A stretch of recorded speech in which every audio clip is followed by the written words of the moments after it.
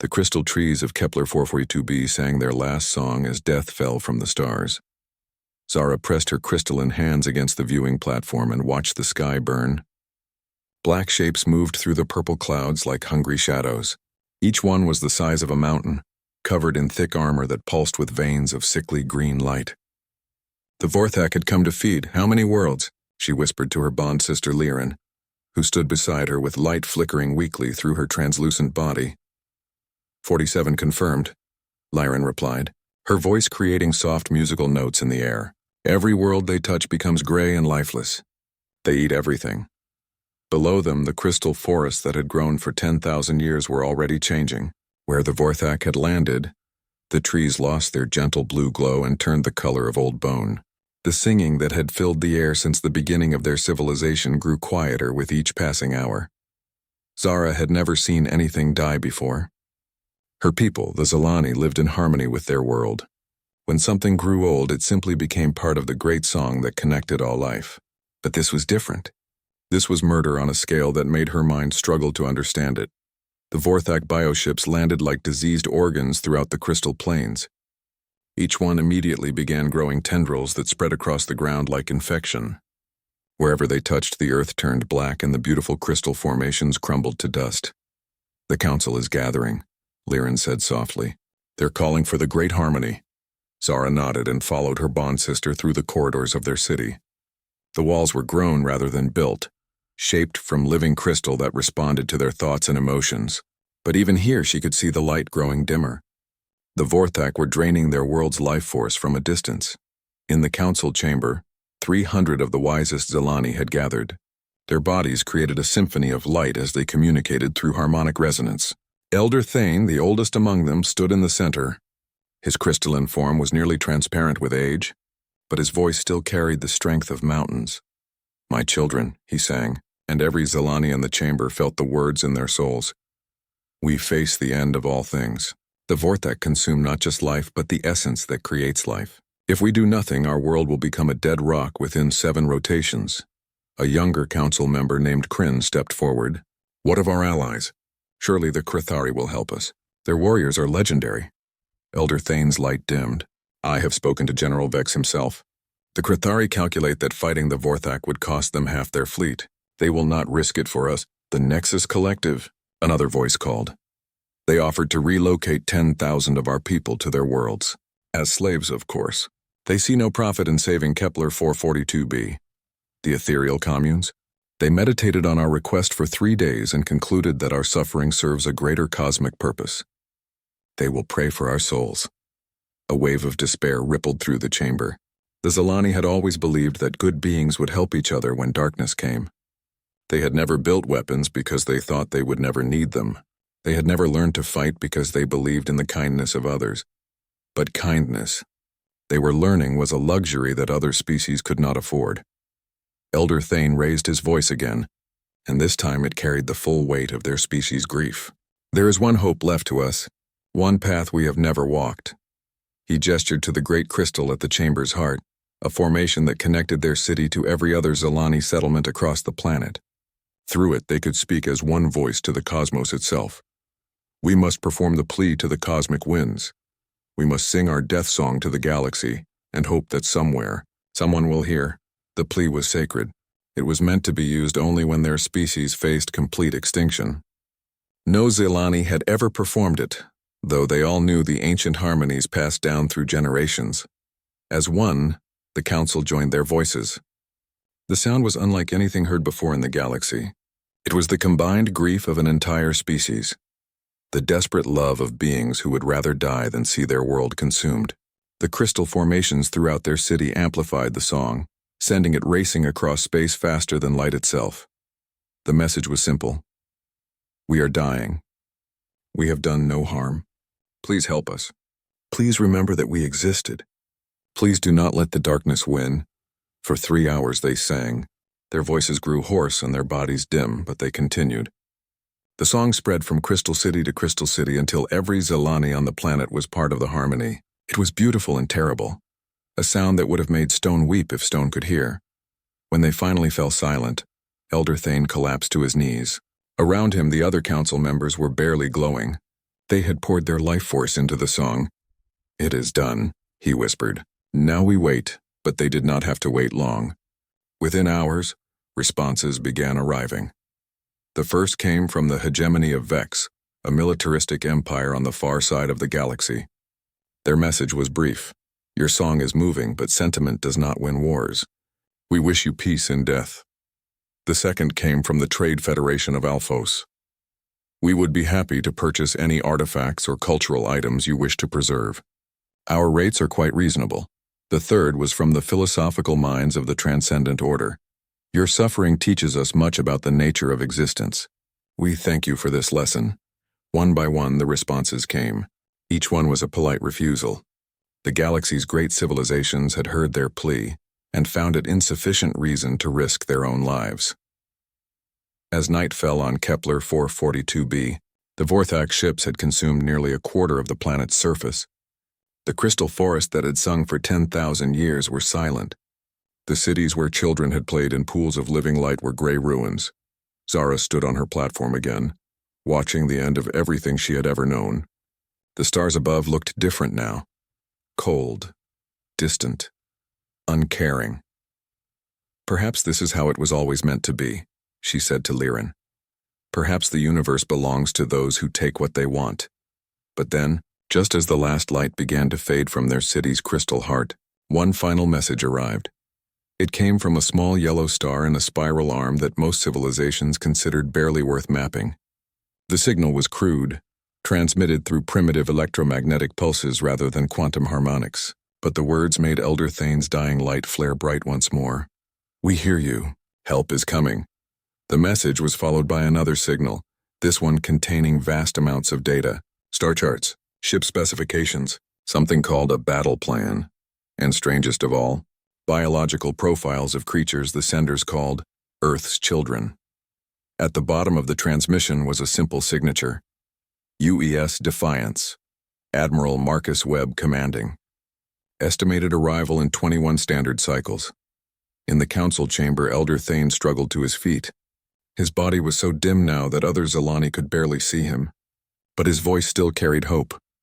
21 cycles, he sang softly. "Can we hold for 21 cycles?" Outside, the Vorthak continued their feast. But for the first time since the invasion began, the Zilani had reason to fight back. Dr. Sarah Chen rubbed her tired eyes and stared at the screen for the 100th time that night. The signal had been repeating for 6 hours now, and she still couldn't believe what she was hearing. "Computer, play the translation again," she said to the empty SETI laboratory. The artificial voice filled the room with words that made her heart ache. "We are the Zilani of Kepler 442b. Our world is dying. We have harmed no one. We seek only to live in peace with the light of our crystal forests. Please, if any kind beings hear this, we beg for your help. We do not wish to die." Sarah had been searching for alien signals for 15 years. She had always imagined that first contact would be exciting, maybe a little scary. She had never imagined it would be a death cry. "Computer, analyze signal origin and trajectory. Signal originates from Kepler 442b, distance approximately 847 light-years. Based on quantum harmonic patterns, the transmitting civilization appears to have been under attack for approximately 72 hours. Sarah's hands shook as she reached for her coffee. Somewhere out there, people were dying. Not humans, but people all the same. Beings who could sing, who could love, who could feel fear and hope and desperation. She was supposed to follow protocol, report to her supervisor, let the government decide how to respond.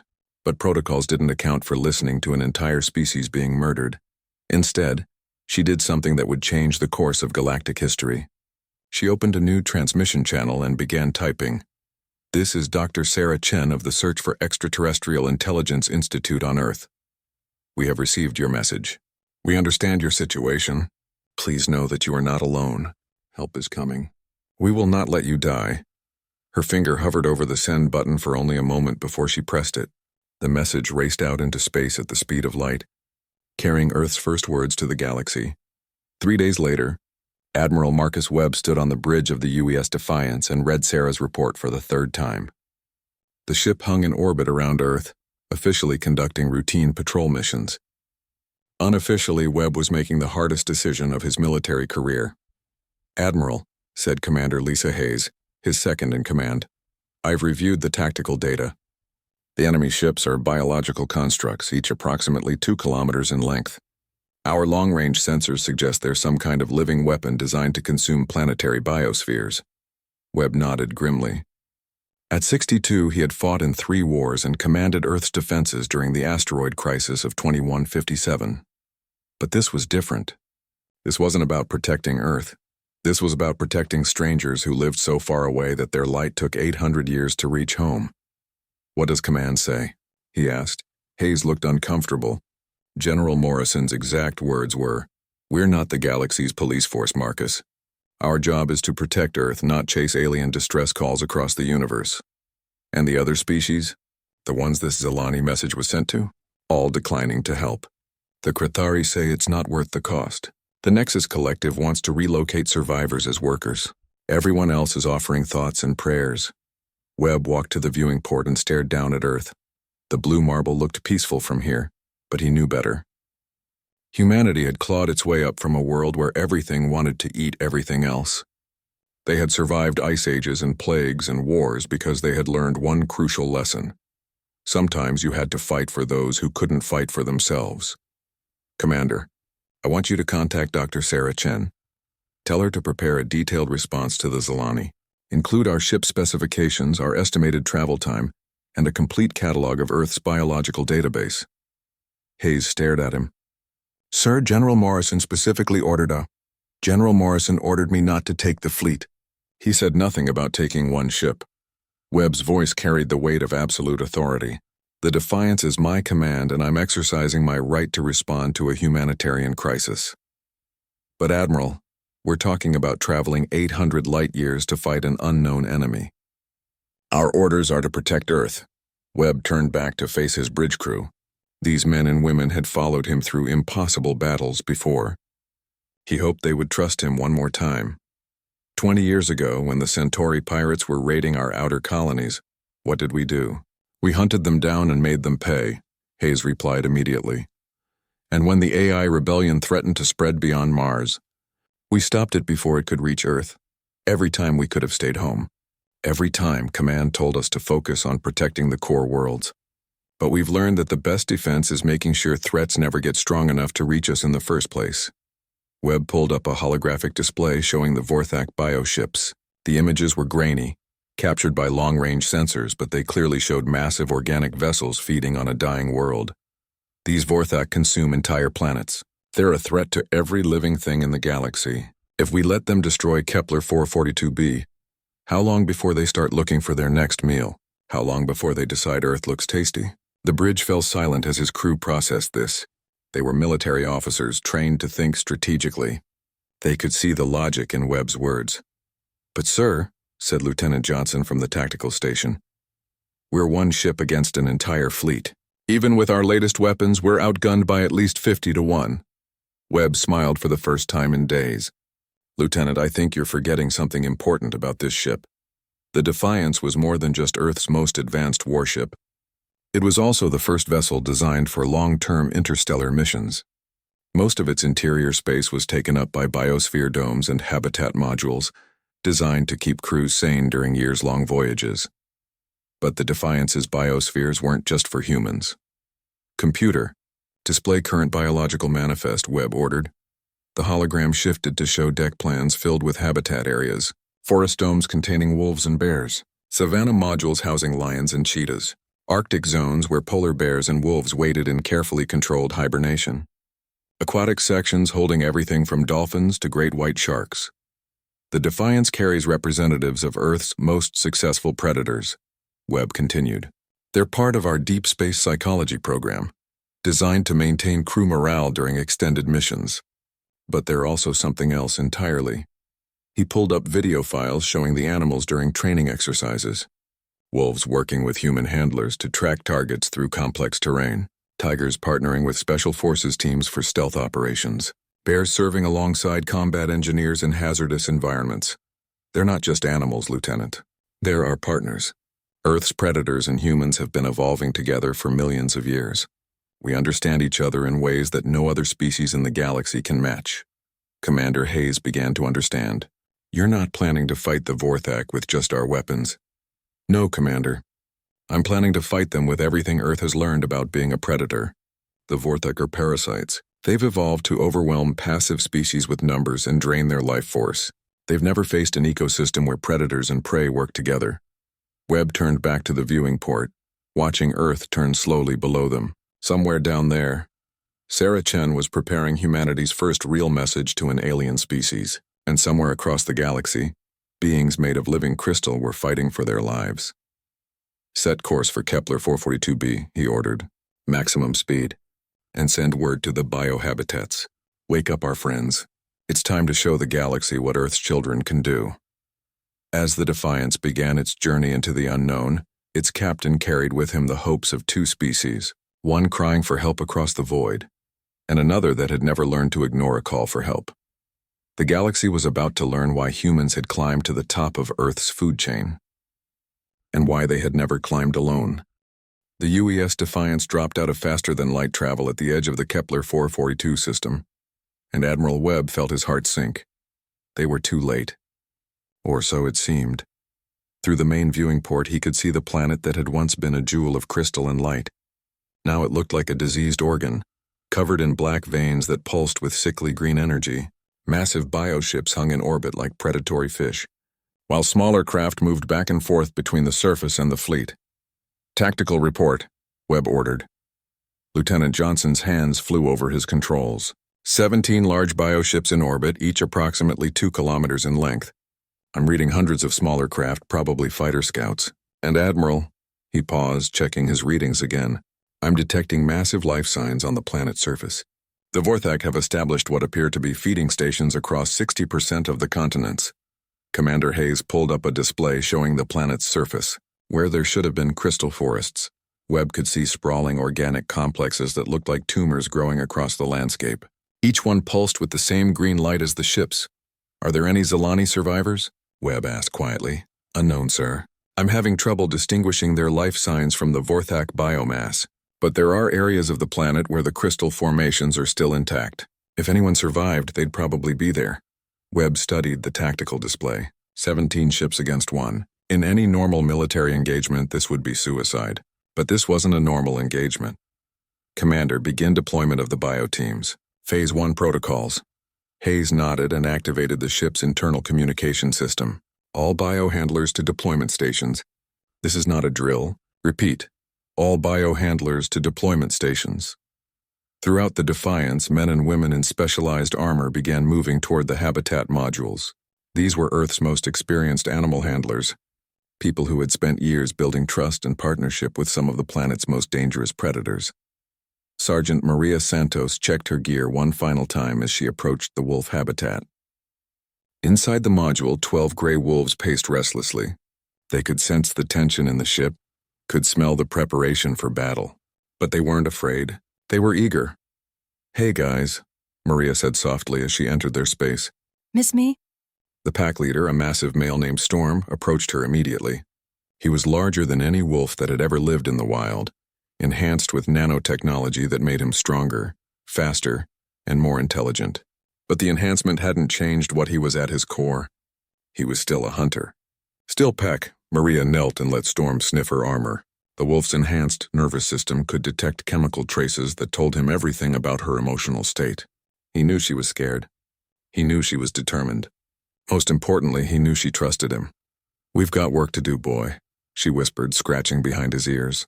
"There are good people down there who need our help." Storm's ears perked up at the word work. He turned to his pack and made a sound that was part growl, part whine. The other wolves immediately formed up behind him, ready for whatever came next. Similar scenes played out across the ship. In the big cat habitat, Captain Jake Morrison was suiting up alongside a Siberian tiger named Thunder. The two had been partners for 5 years, ever since the military had started the Enhanced Animal Partnership Program. Thunder was not just enhanced physically. Neural implants allowed him to share information directly with Jake's nervous system. When they fought together, they moved as one mind in 2 bodies. "What do you think, big guy?" Jake asked as he checked the tiger's armor plating. "Ready to show these space bugs how Earth does business?" Thunder's response was a rumble deep in his chest that made the walls vibrate. At 400 pounds of enhanced muscle and fury, he was evolution's answer to the question of how to kill efficiently. But he was also Jake's partner, and Jake's friends were in danger. In the marine habitat, Lieutenant Sarah Kim was preparing for an underwater insertion with a pod of enhanced dolphins. The aquatic zones of Kepler 442b were still partially intact, and intelligence suggested the Vorthak had underwater facilities. But the most impressive preparation was happening in the main deployment bay, where Master Chief William Bear Thompson was working with his namesake. Bear was literally a bearable, a massive grizzly that had been enhanced far beyond natural limits. At 1,200 pounds and equipped with armor that could stop plasma rounds, he was essentially a living tank. But he was also Thompson's best friend. "You ready to introduce these alien jerks to Earth manners?" Thompson asked, checking the bear's comm implants. Bear's response was to rear up on his hind legs and roar. The sound echoed through the deployment bay and could be heard throughout the ship. It was a challenge that had echoed across Earth's wilderness for millions of years. The sound of a predator announcing its presence to any who dared threaten its territory. On the bridge, Admiral Webb listened to that roar and smiled grimly. Earth was coming to Kepler 442b, and it was bringing its teeth. "Admiral," came a voice over the comm, "we're receiving a transmission from the planet's surface. Put it through." The bridge speakers filled with a sound unlike anything Webb had ever heard. It was music, but music filled with desperation and hope. The translation came through seconds later. "Unknown ship, please identify yourself. We are Elder Thane of the Crystal City of First Light. We have been waiting. Are you the ones called Earth?" Webb stepped forward. "This is Admiral Marcus Webb of the United Earthship Defiance. We received your message, Elder Thane. We're here to help." A pause. Then the alien voice came back, filled with what could only be relief. "Admiral Webb, we have held our cities for 21 cycles, as you instructed. But we cannot hold much longer. The Vorthak grow stronger with each hour they feed. How many of your people survive? Perhaps 2 million scattered across 12 crystal cities. The Vorthak avoid our cities because our light burns them, but they surround us. We cannot reach each other. We cannot escape." Webb looked at his tactical display. 2 million beings trapped in 12 scattered locations, surrounded by an enemy that outnumbered them thousands to one. In any rational analysis, it was hopeless. But Admiral Marcus Webb had not become Earth's youngest fleet commander by being rational. "Elder Thane, I need you to listen carefully. In approximately 2 hours, we're going to land teams near your cities. These teams will include creatures from Earth. Do not be afraid of them. They are our partners, and they are here to help." "Creatures? I do not understand," Webb smiled. "You will, Elder Thane. Earth doesn't fight wars with just technology. We fight with family." He turned to Commander Hayes.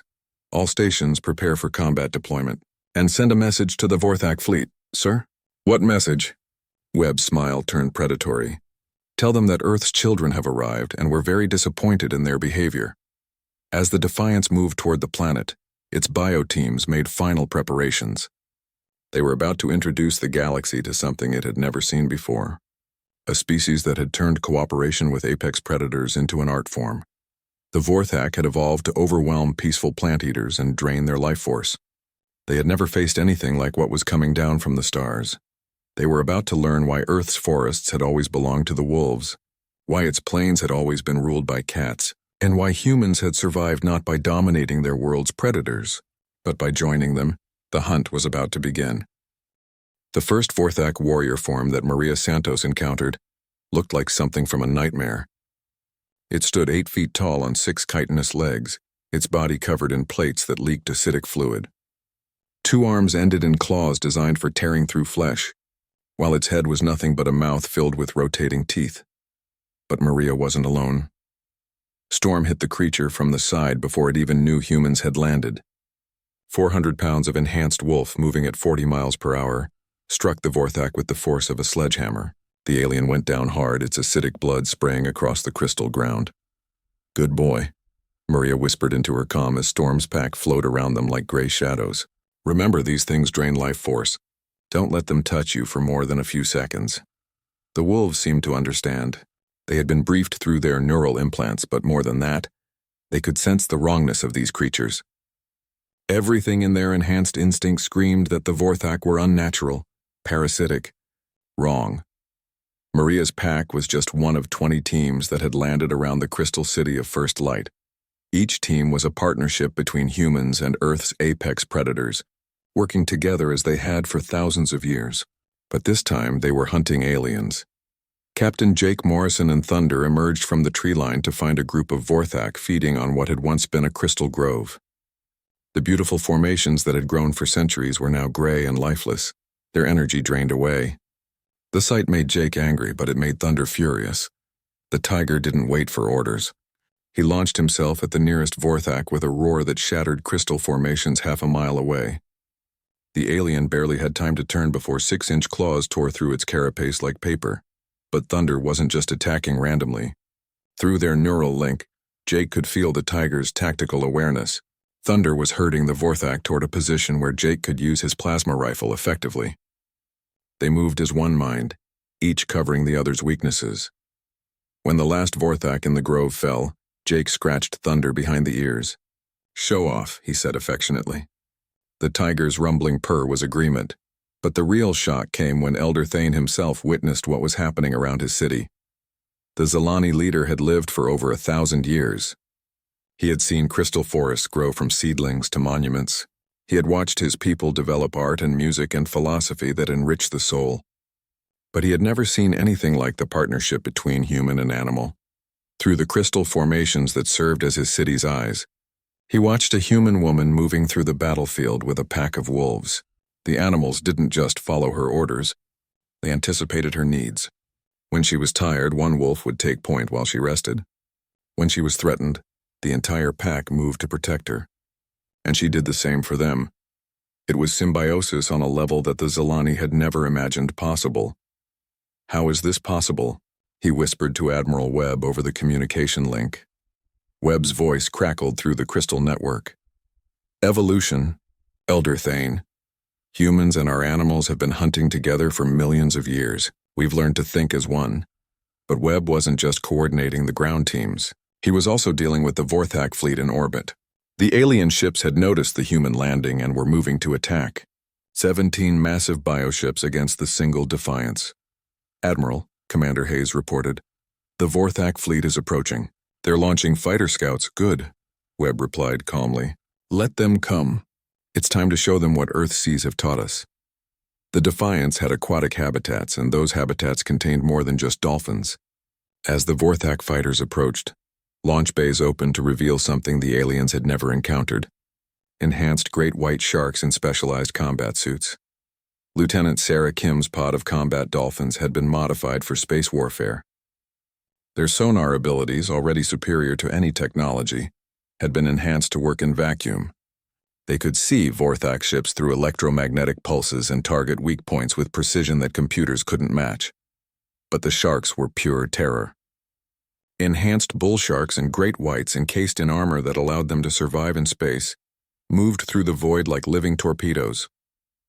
They struck Vorthak fighters with primal savagery, tearing through bio-armor with teeth that had been perfected over millions of years of evolution, and the Vorthak fleet commanders watched in horror as their smaller craft were systematically destroyed by what appeared to be fish. The concept was so alien to their understanding that they struggled to develop countermeasures. "What are these creatures?" The Vorthak hive mind pulsed across their network. They got their answer when Master Chief Thompson and Bear were deployed to assault one of the Vorthak ground installations. The installation was a massive organic structure that looked like a diseased tumor growing from the crystal plains. It was protected by hundreds of warrior forms and designed to drain life force from the surrounding area. Any normal assault would have been suicide, but Thompson and Bear weren't normal. The Grizzly hit the installation's outer defenses like a living avalanche. At 1,200 pounds of enhanced muscle and fury, wrapped in armor that could stop anti-tank rounds, Bear was unstoppable. He tore through Vorthak warrior forms with claws that could crush steel. But Bear wasn't just a berserker. He was Thompson's partner. When the Bear was surrounded, Thompson's plasma rifle cleared a path. When Thompson needed to reach high ground, Bear became a living ladder. They fought as one creature with two bodies, and the Vorthak couldn't adapt fast enough. The real turning point came when Zara, the young Zalani who had first seen the invasion, encountered Maria and Storm's pack near her crystal grove. Zara had been hiding for 21 days, watching her world die piece by piece. She had seen the beautiful forests of her childhood turn to ash. She had watched friends and family consumed by the Vorthak feeding process. She had lost hope. But when she saw the wolves working with their human partner, something amazing happened. The crystal formations around her began to resonate with the pack's emotional bonds. Zilani were empathic beings, able to sense the connections between living things. But the connection between human and wolf was unlike anything in their experience. It was deeper than family, stronger than friendship. It was evolutionary partnership. How? She whispered to Maria as they took shelter in a crystal cave. Maria looked at Storm, who was standing guard at the cave entrance. "He's not just my partner," she explained. "He's my family. Humans and wolves chose each other thousands of years ago. We learned to hunt together, to trust each other, to die for each other. It made us both stronger." Zara reached out tentatively and touched Storm's mind with her empathic abilities. What she found there shocked her. The wolf's thoughts were simple but pure. Protect pack, hunt enemies, keep family safe. But woven through those thoughts was absolute trust in Maria, absolute willingness to sacrifice himself for her. And in Maria's mind, Zara found the same trust flowing back. "You love each other," she whispered in wonder. "Yeah," Maria said simply. "We do." That night, as the battle raged around them, Zara made a discovery that would change everything. Her people's crystal formations weren't just communication networks. They were empathic amplifiers. And if she could connect to the emotional bonds between humans and their animals, she reached out through the crystal network, touching the minds of every human-animal team on the planet. What she found was a web of loyalty and trust and love that spanned species. It was everything the Zilani had dreamed of but never achieved. And then she did something unprecedented in galactic history. She opened her mind to theirs, sharing her species' empathic abilities with Earth's hunters. Suddenly, every human on the planet could feel what their animal partners felt. Every wolf could sense its human's thoughts. Every tiger could anticipate its partner's moves. The bonds that had taken evolution millions of years to create became perfect, instant, complete. The effect on the Vorthak was devastating. They were parasites evolved to drain passive life force, but they couldn't drain what was actively shared, what was given freely between bonded minds. When Storm's pack attacked the next group of Vorthak warriors, they moved with perfect coordination. When Thunder leaped at his prey, Jake was already firing at the exact spot the tiger would land. When Bear charged an enemy position, Thompson was covering his approach before the bear had even decided to charge. The Vorthak, for the first time in their species' history, found themselves facing prey that fought back as one organism, and they were losing. The Vorthak queen form was the size of a city block, a writhing mass of organic technology that pulsed with stolen life force from a dozen consumed worlds. It had never been defeated because it had never faced anything that could resist its life-draining abilities. But as Admiral Webb stood on the crystalline battlefield of Kepler 442b, watching his teams work alongside their animal partners, he knew they were facing something beyond a normal enemy. This was something that could drain the life from entire planets. "Admiral," Elder Thane's voice came through the crystal communication network. "The queen form is preparing to feed directly from our planet's core. If it succeeds, Kepler 442b will die completely." Webb watched through his tactical display as the massive creature descended toward the largest crystal formation on the planet. Around it, thousands of smaller Vorthak forms created a protective barrier. His teams had been successful against individual enemy groups, but this was different. This was their entire remaining force concentrated in one location. "All teams fall back to defensive positions," he ordered. "We need a new strategy." But even as he spoke, Webb could see the problem. They were outnumbered 1,000 to 1. His human-animal teams were incredibly effective, but they were still just flesh and blood against an enemy that had consumed civilizations. That's when Zara's voice came through the network, speaking not just to the humans but to every creature on the planet.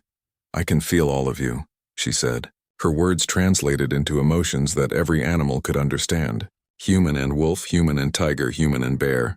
"Your bonds are beautiful, but what if we could make them stronger?" Through the crystal network, she shared her discovery. The Zilani weren't just empathic. Their crystal formations could amplify and share consciousness across vast distances. If they opened their network to the human-animal teams, "It's never been tried," Elder Thane warned. Joining minds across species could be dangerous, but Storm, the wolfpack leader, made the decision for everyone. He pressed his enhanced neural interface against one of the crystal formations and opened his mind completely. The effect was immediate and overwhelming. Suddenly, every wolf on the planet could feel what Storm felt. Every tiger shared Thunder's experiences. Every bear had access to Bear's memories. But more than that, the crystal network began amplifying the bonds between humans and their partners, sharing them across the entire planet. Maria Santos gasped as she suddenly felt not just Storm's mind, but the minds of every enhanced animal on Kepler 442b. She was connected to Thunder's predatory focus, to Bear's protective instincts, to the dolphin's playful intelligence, and through the Zelani network, she could feel the deep sadness of a dying world and the desperate hope of beings who had never given up. The same thing was happening to every human and every animal. They were becoming something new, something that had never existed in the galaxy before, a collective consciousness that spanned species, worlds, and evolutionary paths. Jake Morrison found himself moving with Thunder, but also with wolves he had never met, with bears he had only heard about, with dolphins swimming in distant seas. His tactical awareness expanded beyond human understanding, incorporating predatory instincts that had been perfected over millions of years. But the most amazing transformation was happening to the Zelani themselves. For their entire history, they had been peaceful beings, connected to their world through harmony and growth. They had never known anger, never understood the concept of the hunt. But as their minds touched those of Earth's predators, they began to change. Zara felt Storm's hunting instincts flow through her crystalline body.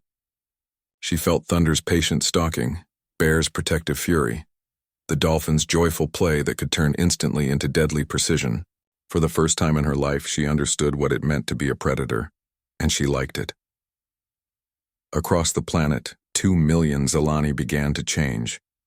Their crystalline bodies, which had always glowed with soft blue light, began to pulse with new colors.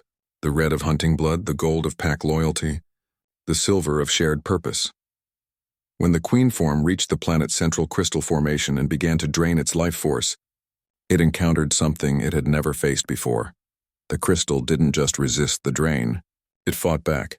Life force flowed in reverse, but it wasn't just Zelani energy. It was the combined will of every predator on Earth, every hunter who had ever protected its pack, every creature that had ever refused to become prey. It was the fury of wolves whose territory had been invaded, the rage of tigers whose cubs were threatened, the implacable determination of bears protecting their family. The queen form recoiled as if burned. For the first time in its existence, it encountered life force that was too aggressive to consume, too angry to drain. All teams, Admiral Webb ordered, his voice now carrying the authority of the Pack Alpha. Final assault. Show them what Earth's children can do when we're really angry. What followed was the galaxy's first example of true interspecies warfare. Maria and Storm led a charge of wolves that moved with crystalline precision, guided by Zelani empathy and enhanced by their connection to every predator on the planet. They struck Vorthak positions with tactics that combined millions of years of hunting evolution with alien understanding of harmony and balance. Jake and Thunder attacked with the patience of cats and the tactical awareness of beings who could feel the battle from a dozen different perspectives.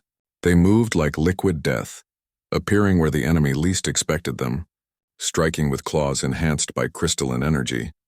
Master Chief Thompson and Bear hit the queen form's defenses head-on, but they weren't alone. Every bear on Earth was with them. Every protective instinct that had ever existed flowed through their assault. They were unstoppable not because they were strong, but because they carried the love of every creature that had ever protected its family. But the real surprise came from the Zelani themselves. Elder Thane, who had never raised his hand in violence, found himself moving with predatory grace. His crystalline body had become a weapon guided by wolf instincts and tiger cunning. He struck at Vorthak warriors with claws of living crystal, his ancient wisdom now combined with the hunting knowledge of Earth's apex predators. Zara fought alongside Maria's pack, her empathic abilities allowing her to coordinate attacks with precision that no military commander could match. She could feel every enemy movement through the Vorthak's own emotional emanations, could predict their actions through their fear and hunger. The queen form, surrounded by this new hybrid consciousness, began to panic. It was a creature designed to overwhelm passive beings with hunger and numbers. It had no defense against prey that fought back with the coordination of a hive mind and the fury of territorial predators. When Thunder's claws, enhanced with crystalline energy and guided by pack instincts, finally pierced the queen form's core, the creature's death scream echoed across the galaxy. But the scream carried more than just death. It carried a warning to every Vorthak in the cosmos. Earth's children were loose in the galaxy, and they protected their friends. As the surviving Vorthak bioships fled the system in terror, Admiral Webb stood among his teams and their new Zilani partners. Around him, wolves played with crystalline beings who glowed with pack loyalty. Tigers napped beside Zilani, who had learned the value of patient hunting. Bears shared their protective instincts with an entire species that would never again be helpless. Admiral, Elder Thane's voice had changed, carrying new harmonics that spoke of predatory awareness. We cannot thank you enough. But more than that, we cannot let you leave. Webb tensed, wondering if the joining of minds had gone wrong somehow. But Thane's next words made him smile. You have given us something we never knew we needed. You have made us part of your pack, and pack does not abandon pack. Through the crystal network, Webb could feel the decision rippling across both species. The Zilani wanted to join Earth's growing family. They wanted to learn more about the bonds between humans and animals. They wanted to help protect other worlds that called for help. And Earth's animals, enhanced by crystal technology and expanded consciousness, wanted to stay with their new crystal partners. Dr. Sarah Chen's first message to the galaxy had been a promise that help was coming. But Earth had delivered something better than help. They had delivered family. The message that went out from Kepler 442b was simple, broadcast on every frequency that civilized species used. This is Earth and Zilani speaking as one people. We are pack. We are family. We protect those who cannot protect themselves. Anyone who threatens peaceful worlds will answer to us. The galaxy, which had spent eons divided by species and territory and resources, suddenly faced something unprecedented. A true alliance between different forms of life, bound not by treaties or trade agreements, but by love. The Krathari, hearing the broadcast, began to wonder if strength might come from bonds rather than conquest. The Nexus Collective started questioning whether efficiency was really more valuable than loyalty. The ethereal communes realized that meditation was meaningless without the will to act when action was needed. But in a small blue ship traveling back toward Earth, Admiral Marcus Webb sat in his ready room and composed his report to command. It was simple, mission successful. The Zilani have been saved.